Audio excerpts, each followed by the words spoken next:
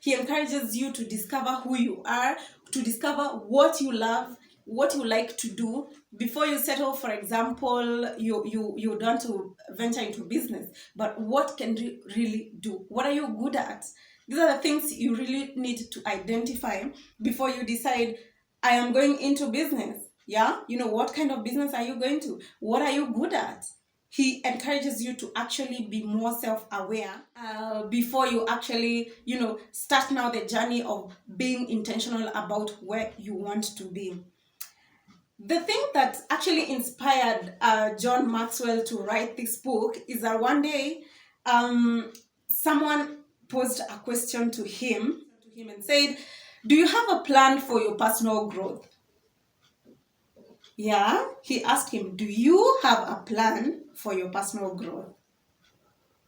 I'm pausing because I need you as well to respond to yourself, whether you have, think about it. Do you have a plan for your personal growth? And for sure, the moment John Maxwell was asked this question, he didn't have a clue. He just fumbled through the answer because honestly, the things he was talking about, all his answers were based on activities. They were based on what he was planning to do, not improving, He just fumbled through, yeah? And he says that working hard does not guarantee success. And hope is not a strategy.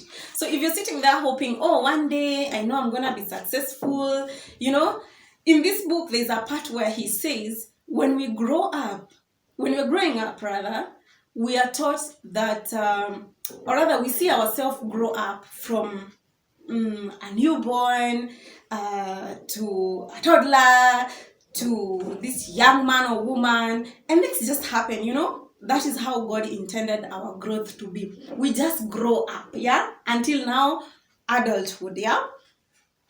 That is just how that God set that. So people, or rather some people, most of us, assume that even in our personal growth, that is how things will happen. Like we'll just wake up one day and we'll be successful. We will wake up another day, we will be CEOs. We'll wake up another day, we are going to be leaders, we're going to be renowned, we're going to be, well-known public speakers or whatever. It does not just happen like the way growing up happens. Personal growth requires you to put in the work, to be more intentional about what you want, to have a plan, yeah? So he talks about identifying growth gaps, because he says if you need to grow, then you need to identify what is blocking you from growing. And one of the things he talks about is the assumption gap, I assume that I will automatically grow, like I've just mentioned.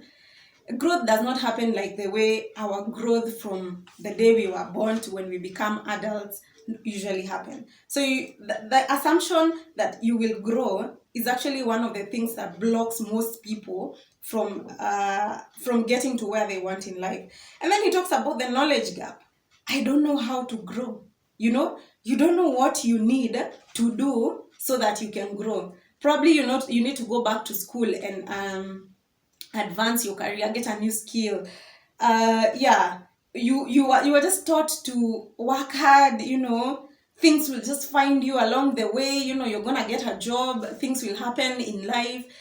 But who really teaches you how to sit and plan and know that this is where I need to work on, I have a weakness in this, let me work on this and all that.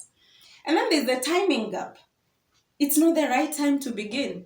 Like how many times have you postponed something because you're thinking, oh no, it's not yet my time. A good example is when we had COVID, so many businesses started during that time. It's because people were just, starting because of circumstances. Oh, I've been sacked, or my salary has been cut off, so I need to actually get a plan B because now I've reached rock bottom. But before then, those same people were like, oh, it's not yet time for me to begin this new business. I know I've been having these ideas, but I don't think this is the time for me to begin. Let me wait a bit. Let me see how my career will go and all that. So what he says is, if you have this idea, go right ahead and start it. Do not wait for tomorrow. Do not say, tomorrow I'm going to do this. Do it now. Now is the best time to do. He says, like said, just do it. So and then there's the mistake gap, I'm afraid of making mistake. So many of us are in that gap, honestly. Personally, even for me, where I'm at, sometimes I want to make a step forward, but I'm like, oh, okay, what if I make this step forward and then I end up making a mistake? How will I explain to people that I actually, invested in this and then it went wrong, So I'm scared of mistakes every time I'm about to make a step. But he encourages us that a mistake is simply another way of doing things. Like, as a human being, allow yourself to make mistakes. When you make a mistake, it's simply a way of doing things. I'm pretty sure that if you've made a mistake, you're not going to repeat it the same time. Or rather, you're going to use the lesson from that mistake to make an even better mistake. I'm just kidding. But yeah, that's what he means. And there's the other gap called the perfection gap, which says I have to find the best way before I start. Hello, perfectionist. If you're a perfectionist like me, oh my goodness. I'm just glad that slowly by slowly I'm growing out of being a perfectionist. I tell you how. A good example is this YouTube channel. I have been planning to start a YouTube channel for the longest. But the reason I kept pushing and postponing is because I wanted it to be perfect. I wanted to have lighting, I wanted to have the best camera, I even wanted to have, I don't know, I just wanted something good. And for me, because I have done media, this is too average. This channel is too average. Like, I don't even background or whatever. I wanted to make it perfect. So I kept postponing. But what life is teaching me is that you can just take your phone, put it in front of you. Like, now I'm recording from my phone. And actually, there's no one in the room. There's no one recording me. I just have a tripod and I'm recording and speaking to you. Very important kind of content that I believe is going to help you. So if you're a perfectionist like me, you have to tell that spirit to get out of you, because you need to start. That thing you've been saying you want to start, please just go right ahead and start it. In this book, he has said that just learn progressively. If you're scared that if you start, there will be mistakes along the way, or people will see your imperfection, kindly just start and perfect as you go. Please perfect as you go. Whatever it is you've been planning to start, please start. Perfect as you go. So I'm here, I've started. I'm perfecting as I go. All right? Then the sixth one is the inspiration gap. Yeah? I don't feel like doing it. Like, I don't have any inspiration. I don't have any motivation. You know what? Just do it. Please just do it. Don't wait for motivation. He says that motivation is not going to strike you like lightning. And I agree with you. There's no day you wake up and a motivation just comes and strikes you like this and you wake up and start doing things. No.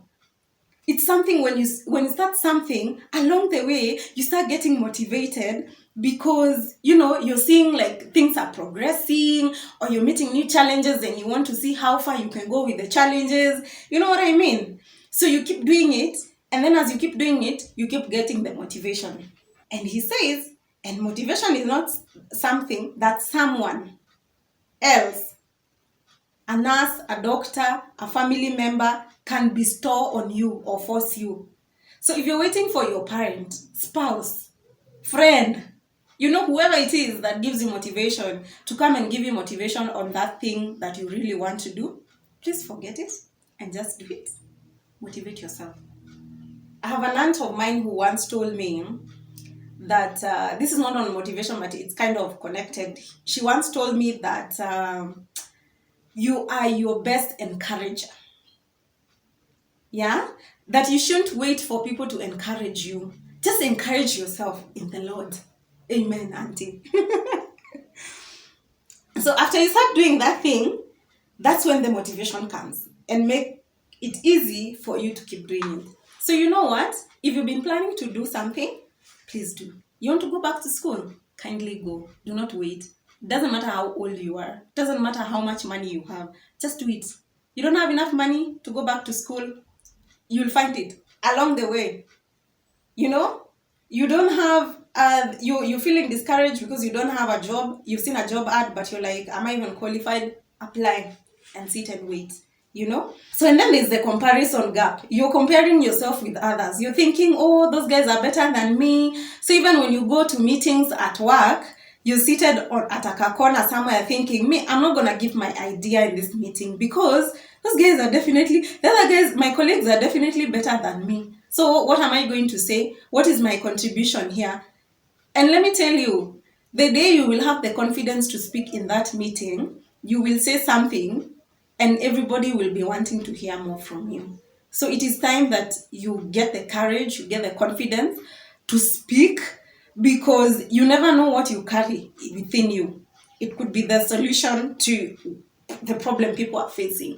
So just do it. Basically, do it. The expectation gap, you know, I thought it would be easier than this. That's number 8. It talks about the expectation gap. I'll give an example. Like for those of us who are into business, you know, there's a way you imagine business looks like. You know, like there's money every day. Every day you will find so many customers walking into your business. And then let's say your business, for example, my business is dependent on, is very much dependent on power. Like if there's no electricity, there's no business. So you're doing well in your business, and then one day Kenya Power just decides ile kitu. So, so there's no work that day. What happens? You're like, oh my God, I thought the life would have been easier than this. Like business would have been smooth. What is happening to me? So you're told to take courage because it's not easy. There's nothing that comes easy. Actually, they say all the nice things must be difficult. So prepare yourself by growing wherever you need to grow. Have the right attitude. Take advantage of the opportunities that are there. Act. Do something about it. And then obviously you're going to reap the benefits. Then he quotes somebody by the name Jim Rohn and says, you cannot change your destination overnight, but you can change your direction overnight. So if something is going really wrong, just know you can change the direction. You can do something else. If something is not working, take another direction. All right? Yeah, take another direction. He says, during that year, the question in my mind changed from, how long will this take, to how far can I go? Can I just repeat that again? After learning all these things, being challenged by his friend who posed the question about if he had a plan for growth, he really changed along the way after buying a growth kit from his friend. And he sat one day and asked himself, now he stopped asking himself, how long will this take? And started asking himself, how far can I go? In simple terms, this means that you now start, you stop losing hope, you stop giving up quick, and you start asking yourself, how far can I go with this? How far can I push myself? Because the greatest danger you face in this moment is the idea that you will make intentional growth a priority later. But the intentional growth is not for later.